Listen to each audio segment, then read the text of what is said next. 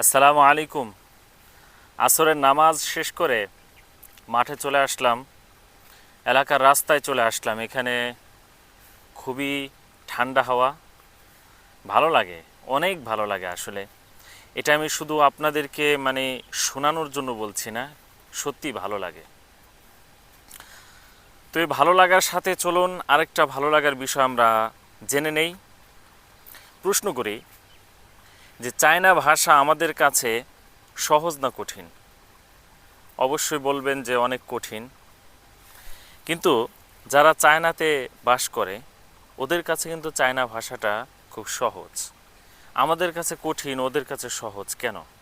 শুধুমাত্র চর্চা বা প্র্যাকটিসের কারণে। ছোটোবেলা থেকে ওরা শুনে এসেছে, এজন্য ওদের কাছে ওটা খুব সহজ। আর আমরা বাংলা ভাষায় কথা বলি, এজন্য বাংলা আমাদের কাছে খুব সহজ। এটা হওয়াটা স্বাভাবিক, হওয়াটা দোষেরও কিছু না। বাট যেটা বলতে চাই সেটা হলো, যে কোনো জিনিস যদি আমরা প্র্যাকটিসে রাখি তাহলে আমাদের জন্য সহজ হবে। তো আমরা আজকে কোন জিনিস বা কোন বিষয়টা প্র্যাকটিস করতে পারি সেটা হলো, আরবি 29টা হরফের মধ্যে একটি গুরুত্বপূর্ণ হরফ হচ্ছে হা।